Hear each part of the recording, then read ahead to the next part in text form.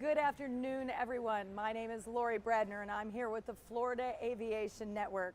We are broadcasting live today from the 42nd Annual Sun and Fun, where we are here to honor and salute our United States Air Force, as well as all of our other military representatives. We've got all 5 represented here today and this week as we celebrate the 42nd Sun and Fun. We are broadcasting live from the Aerospace Center of Excellence right here in the center of Sun and Fun. And I do have the best job in the entire world. I am so honored, and I already gave it away, gentlemen. My favorite branch of the military is the Air Force because of my father, who flew the B-57s. And so it is an honor, gentlemen, to have you on the Florida Aviation Network. And I have Dan Dickinson here, as well as Jonathan, is it Billie? Yes, ma'am. Billie, and now I understand that you have a call sign, which is? Rock. Rock, I love it. And you go by Billie? Yeah, I just go by my last name, Billie. Billie, Yep. that works. It's well, easy enough. Gentlemen, thank you for being here today and for being with us. Now, I'm so excited because today you are here to talk among many, many things, not only about the U.S. Air Force and your backgrounds, but you have the honor of flying one of the coolest, neatest, awesomest just planes ever, the Raptor. Is that not true, Rock? It is, Lori.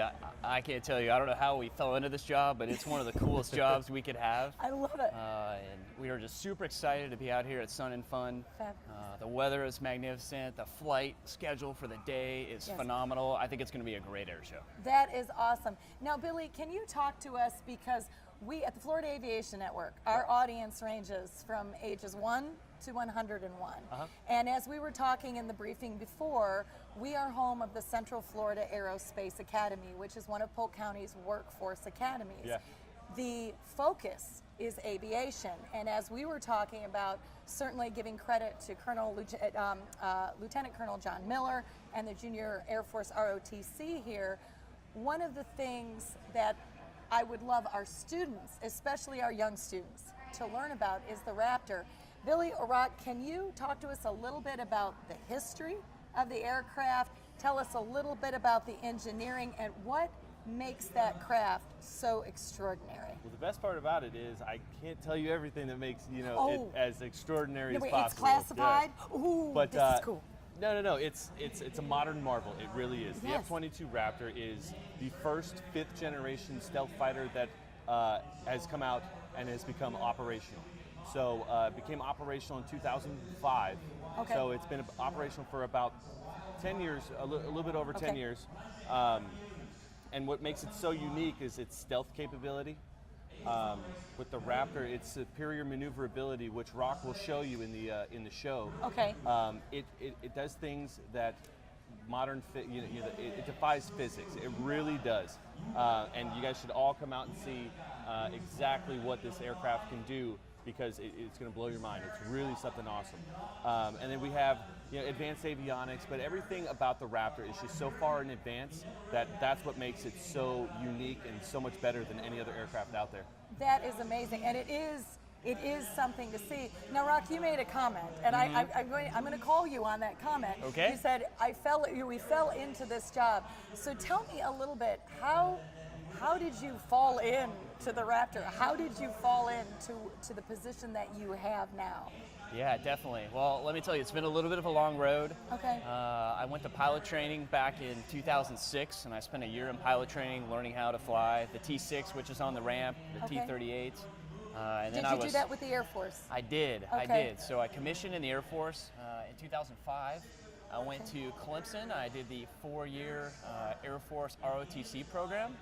And so that's kind of where I started. And from there, I commissioned into the Air Force, and I was fortunate enough to get a pilot slot. So that's kind of where it started. Where it started. Now, let me ask you a question. Do you have a history, Rock, of your family? Is there a long history of military service? Is that what was your inspiration? Because many of our students at the Central Florida Aerospace Academy, their goal is to serve. And that's what they want to do, which is so honorable. And gentlemen, if I forget to say thank you from the bottom of our hearts for your service, for everything that you do, thank you. Thank you. Please know that. What inspired you to want to serve in the U.S. military, and specifically, because it's my favorite, the Air Force? Well, it really goes back a couple generations, believe it or not. Really? I'm no kidding, a third generation fighter pilot. So my grandpa, he served in the Air Force. He flew a number of planes, but he was a F-4 Phantom driver. No. Did 2 tours in Vietnam. Just best grandpa you could have. My dad was in the Air Force. He wasn't a pilot, but he worked in the medical group. Okay. So he was a hospital administrator by trade, served, retired there. My uncle was a F-16 Viper driver, so he flew in the Air Force too. So I think a little bit it was kind of was in the blood, per As you se. say, it's genetic. And it's kind of all I ever knew. You know, we moved around as a kid a lot growing up, and I just always had that same desire you speak to of the students to want to serve. And you know, it's funny being in this position now. I can still remember going to the air shows with my dad when I was a kid, and just seeing all the teams, and seeing the heritage, and just how powerful it was to give back to the communities. And it was kind of one of those things I thought if I ever had the chance to do that, I'm definitely going to take it. And I just, you know, fortunate enough after flying the Raptor for 8 years, the opportunity came up. Amazing. I interviewed for the job and was blessed to get selected. So it's been a little bit of a long road, but I've enjoyed it the whole way. And honestly, we couldn't be in a better position, I think, right now. It is so much fun to bring the Raptor out to the air show circuit, get to give back to the community. We get to participate in the Air Force Heritage Program, which is a really neat opportunity. I'll let Billie talk to that. Right. But awesome opportunity. We couldn't be more happy to be here, and especially being at Sun and Fun. Thank you. That is awesome. Now, Billie, I have to ask you as well, just because I'm nosy. How did you get into the military? Do you have the same story as Rock as far as history? Is it genetic? No. No. No, it's very different. Okay. Yeah. See, I knew. I wanted to hear. Which is great for a story like this, It right? is, it is. It's something Perfect. from one spectrum to the other. No, I have some family ties to the military. My aunt and my uncle were in the Navy, but they only did 4 years. They didn't serve too long. I was in high school, and I should have applied myself a little bit better, but that's neither here nor there. And I went to college, and I didn't really enjoy college that much. Okay. So I took a semester off, and bless my mother's heart, she said, "You can do that, that's no problem, but come next semester, you're gonna be out of the house." And I didn't really have a plan ahead of me, so I was talking, it was funny enough, I was actually talking to my aunt and my uncle, and they said, "Hey, you might want to look into the military." I always felt relatively patriotic, but like I said, it wasn't instilled into me, through childhood or anything like that. But I looked at the Navy, I looked at the Marines. The Air Force for me was without a doubt the best, because I was always a lover of aviation. I was always a very big fan of airplanes and things like that. And the Air Force recruiter was like, "Well, how about this?" That's what we do. Exactly, that's what we do. So talked to the Air Force recruiter, went back home, had a good conversation with my parents, and they were like, that's probably, that's a really good path for you. Yeah. I did that 15 and a half years ago, and I could not be any more happy or proud of the path that the Air Force has taken me on. Wow. It's awesome. I've seen a lot of the world. I used to live in Alaska, I've lived in Nevada, I've lived all over the United States. I've seen quite a bit of stuff outside of the United States, which is an awesome experience. Just the stories that I have to tell my son, who he parades How old with. is he, It's funny enough, he's 13 today. Today. Well, Today's his Billie, birthday. you must. Okay, we're going to take a break because we are live today. This is going to be, and we're also filming, so he can see this streaming, and you can play it back. You've got to look at the camera and wish him a happy birthday. I'm going to make you do. I'm a mom, so I'm going to make you do that, Billie. Keegan, I miss you. I love you. Happy birthday, and I wish I was there with you. Awesome. Have a great day. From the entire Florida Aviation Network, Keegan, we want to wish you a very, very happy birthday. Okay, well, we had to do that. Keegan, we had to do that. Now, so now back to the story. I didn't mean to interrupt you, Billie. So like I said, I did that 15 years ago. I've seen so much of the world. I've worked on 3 different aircraft, the F-15, the F-16, and the F-22. All awesome. Yeah. Awesome. All awe-inspiring aircraft. Yeah. And so to get me to this job, how well I did in those other two jobs, those in the past, really kind of formed how I got this job. So I interviewed for it. We're both stationed at Langley Air Force Base, which is where our team is based out of. Okay. And I interviewed for the job, and I got it, and I've had a smile on my face since 2014. Yeah.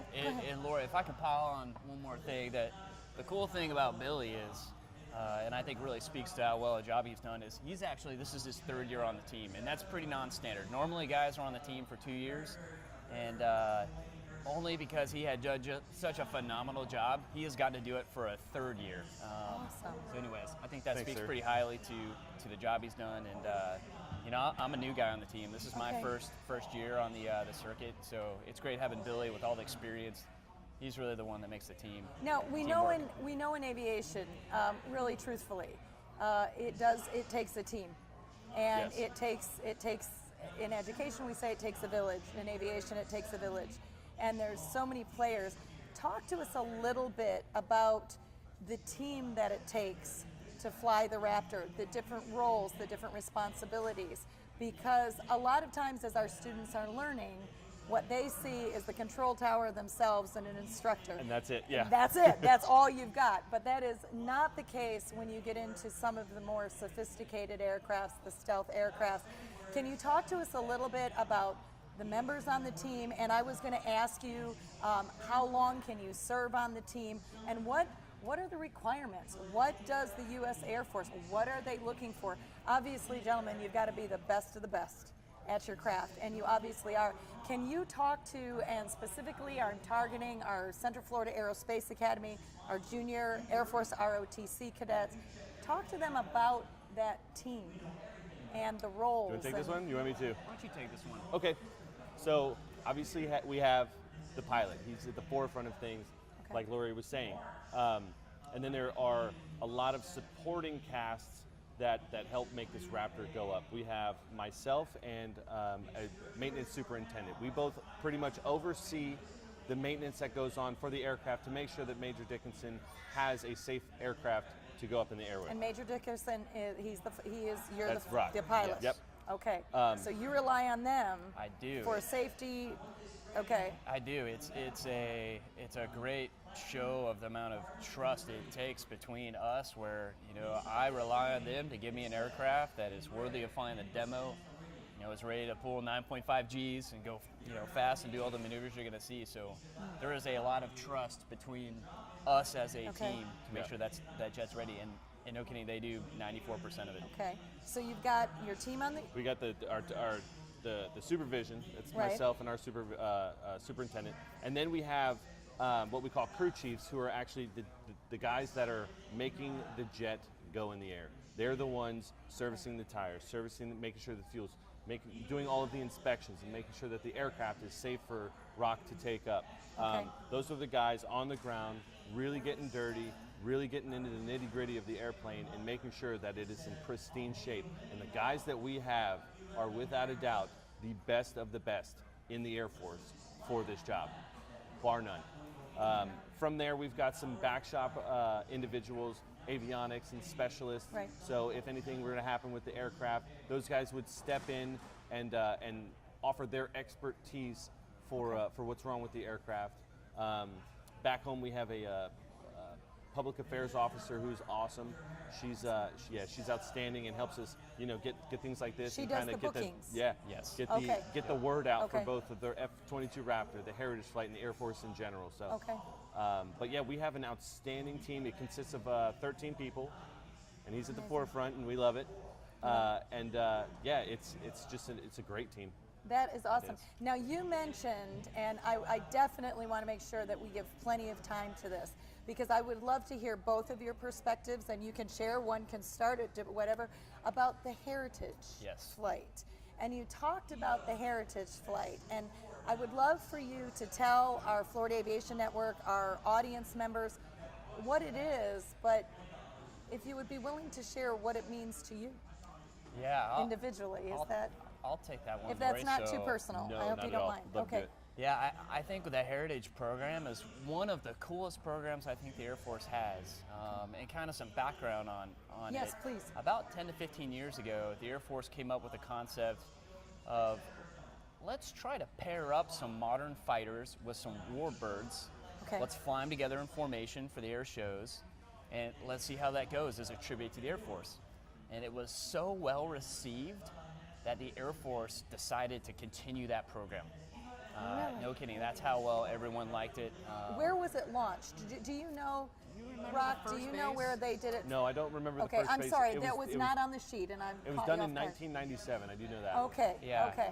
And that was so it was an experiment. It was Yes. an experiment, and it went over phenomenally. It was so popular that there was so much just news brought up about it that the Air Force decided to continue to do that. And so for the last 11 years, what we've done at the air shows, we have brought in a team that is the Heritage Flight. It's made up of a lot of retired Air Force pilots and some civilian pilots that have been flying fighters for years. Right.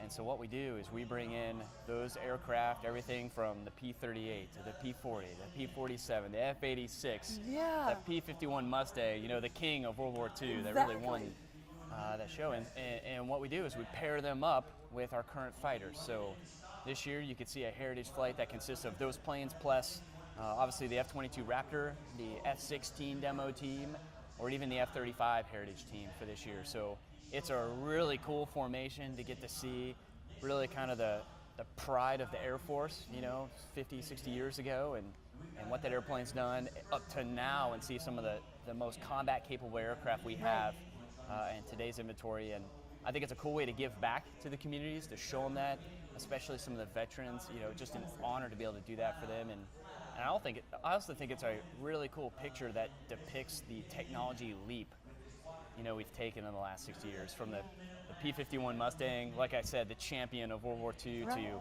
what I would argue is the most capable aircraft now in combat, the F-22 Raptor, which we're going to have today flying around 1630. So, you know, it's a real special opportunity to get to fly with those planes. Like I said, with my grandpa flying back, you know, 30, 40 years ago, to just fly with some of those airplanes that are even really before him, it brings back some really cool history, and it's a real special Heritage Flight for me. I'm sure it's the same for you, Billy. It's an honor to be a part of it and to be affiliated with it.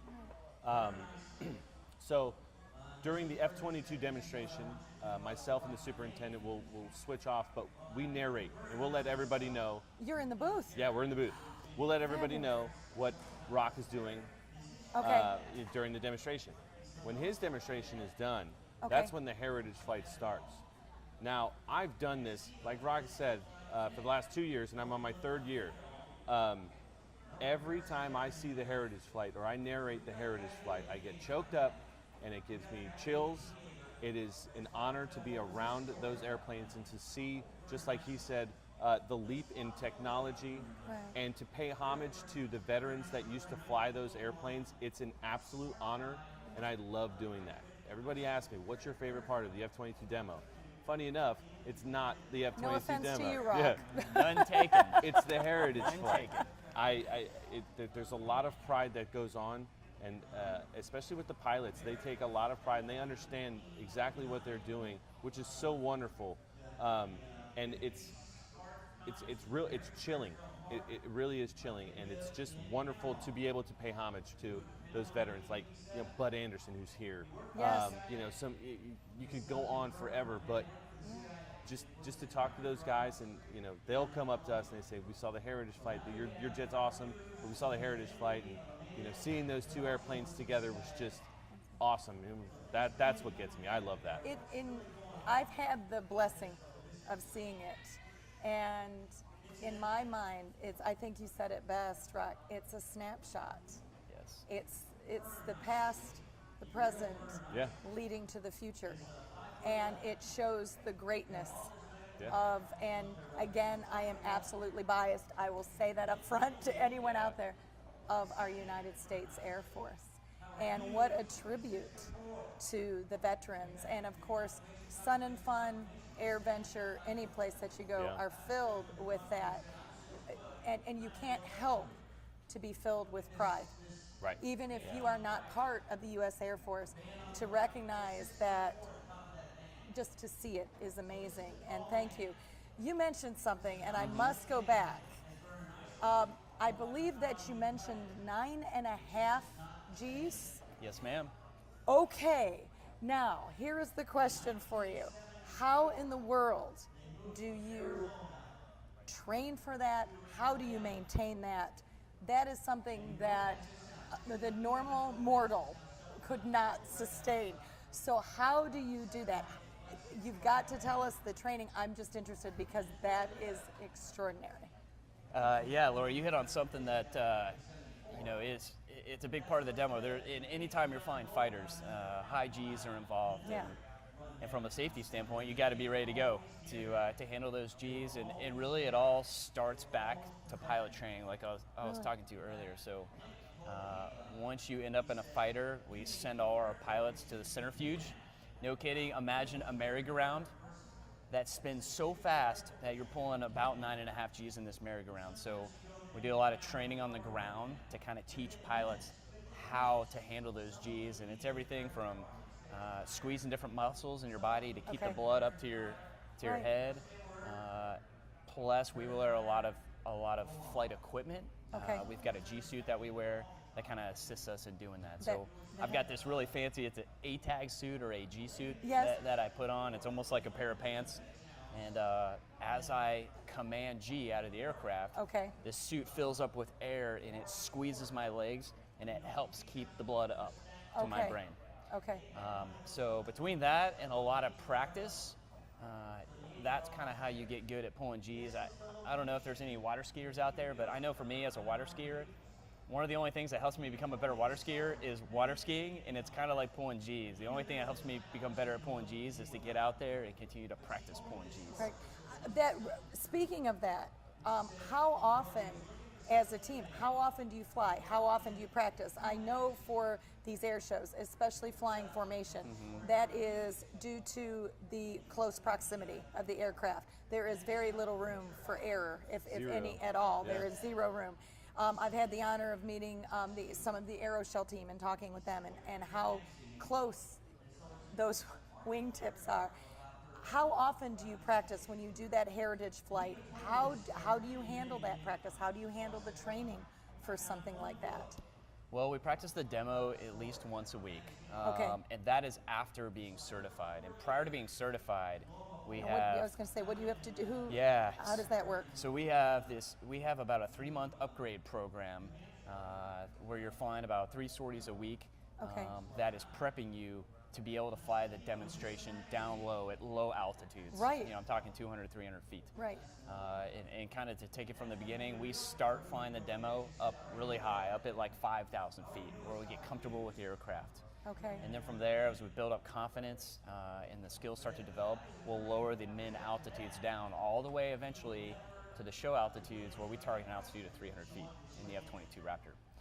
So a lot of practice goes into it from a flying standpoint, and then a lot of practice also goes into the heritage flights like you were talking about. So every March, we have a real cool conference. It's the Heritage Conference. It's out in Arizona. Out in Arizona. At Davis Monthan Air Force Base, and we bring the entire Heritage team out there with all their warbirds. And we bring all the active duty Air Force pilots that are the demo pilots, and we practice. Are they selected? Do they volunteer for the Heritage flight? Is it an interview? So the pilots, you mentioned that you bring them out. Are they selected or do they volunteer to do it? For the Heritage pilots, they're all civilian pilots. Some of them are retired Air Force or retired Marines. So they've been flying jets for a long time, but there is a very extensive process for them to get onto that team. I was going to ask. It's literally just 8 or 9 pilots every year, and a lot of them have been doing it for 15, 20 years. Yeah, we got a couple of them that were there right at the start. So so you've got the same pilots are still flying. Yeah, a lot of them are. And then that's where you start practicing. That's where we start practicing with them every year. We have about a week out there where we put all the aircraft through the ringer. We hone in on our skills to make sure we can fly safely. And it's essentially an air show where the public isn't invited, to where we are practicing. It's like a practice air show. So that all of us from the Air Force, from the demo teams to the Heritage Foundation, we're all on the same page practicing together, so that when we come to an air show like Sun and Fun, we've all flown together, we've all practiced this numerous times, and now we can fall back on that training and have a very safe show for the audience here. So it's quite a process. You are both gentlemen. You are such an inspiration to me. I have young sons that I think are just going to be very jealous that I got to meet you and see you. So I will have to bring them. Speaking of that, because I know they will want to meet you. Where are you? Do you have, now I know that you're flying the show, Yep. and that is going to be at 16:30. Yep. For those of us that are civilians, that is, remind me, 4:30? 4:30, you got it. 4:30, look at, oh, yay. And so you're going to be flying at 4:30. And is that today, tomorrow? When do you fly exactly? Because I know people will not want to miss, they will not want to miss seeing the Raptor, which is extraordinary, but to be a part, really be a part of this heritage flight. Is that today, tomorrow? What days are they? So it's today, Okay. it's tomorrow, and it's Sunday. We're flying all 3 days. Perfect. All within the 4 o'clock hour. So today is going to be 16:30. Okay. Tomorrow the time may change on the minute side of things, but it'll be inside the 4 o'clock hour. Okay. And same with Sunday. It'll change, but it'll be within the 4 o'clock hour. Okay. We are located, and we would love for anybody who wants to come and talk to us. So all of us are blessed with the gift of gab, and we love talking about aviation, airplanes, F-22 Raptors, heritage flight, whatever you want to talk about, we want to do it. Okay. So come on out and see us. We are on the runway, the 523 runway. Okay. Over by the F-35. Okay. Right by the crowd line. So we're pretty much right where the crowd stops. We have a tent right there, and you can see our airplane. Our P-51 just came in today, and he's parked right there. Yay. We'd love to talk to you about him. And yeah, absolutely, come and see us. We've got shirts, we've got all kinds of goodies and stuff that you can have. And yeah, love to talk to anybody who can. Gift of gab, Yes. do you have any objection? Because I know, speaking of my sons, they would love pictures. Are you open to pictures and posing? Absolutely. So people can come and stand with you with the aircrafts and get their pictures and autographs? Autographs, pictures, selfies, you name it, we do it. It's That awesome. That is awesome. Now I must ask you, thank you for being here as we pay tribute to our armed services in the United States. Where are you going next? Because I know it doesn't end here for you. So what is the next venture? Where do you go next? What is on the docket? So if someone is not able to be here, where can they see you? Okay. Yeah, so believe it or not, the next air show we're going to is back in our hometown. So we're going to be up at Langley Air Force Base, which is where our team is based. It's going to be, I think it's the 22nd through the 24th of April. Okay. So you can come out and see us there. And then really the best thing to do, Lori, is Google F-22 Raptor schedule, or you can go to the ACC demo team website, and our entire schedule is there. Okay. You can find it under the So Raptor page. ACC demo team website? No, you're going to want to yes, I was going to Google ask. ACC aerial events. ACC Yep. aerial events, Correct. and that is where they can look for the schedule, the Raptor schedule. Yep. Is there information about the aircrafts and the heritage flight on those websites? There's information about the Raptor, there's information about the F-35 heritage flight, the F-16 demonstration team, and the whole air heritage flight. So yeah, we have there. All the information is there. We also have our own Facebook page. So that's Please. ACC F-22 demo team. Like us. Fabulous. Follow us. We will do that. So everyone out there at Florida Aviation Network, we must like that page. So go to your phones and like that page. Absolutely. Well, gentlemen, Billie, Rock, it has been an honor. I do have the best job in the whole world. Sirs, it has been an honor to speak with you. And thank you for your service. Thank you for your inspiration. Thank you for being role models, extraordinary role models for those of us that are moms. Thank you for being extraordinary role models for our young people. And thank you for all that you do and for your service. And so for everyone out there here at Sun and Fun, once again, I just like to say 16:30. It makes me feel official. 16:30, around that 1600 hour. See me do There that? you go. 1600 hour. Please come. We are at Sun and Fun. Please go ahead. Please see us there. Yes. They will get to see the Raptor and the Heritage Flight, which is fantastic. Is there any last thing you would say as inspiration to those people at Sun and Fun? We'll leave it up to Rock there. Well, The last thing I would say is, man, we're super excited to be here. It's going to be a great show. And I actually have one more thing for the JROTC Yes, kids. please. I want to say, make sure you're thinking about what you're going to do next. I recommend applying for the Academy, applying for ROTC. Keep your options open. Keep your grades up. And who knows, you might be sitting in our seat one day, just like we are. But What super an honor excited to that be would at be. Sun and Fun. And it looks like an awesome show, Billie. Awesome. Well, I'm ladies and excited. gentlemen, thank you. Billie, thank you. I just got the word that it's a wrap. Okay. So this is Lori Bradner with the Florida Aviation Network. Please don't miss the Heritage Flight and the Raptor at 4:30 today. We'll see you there.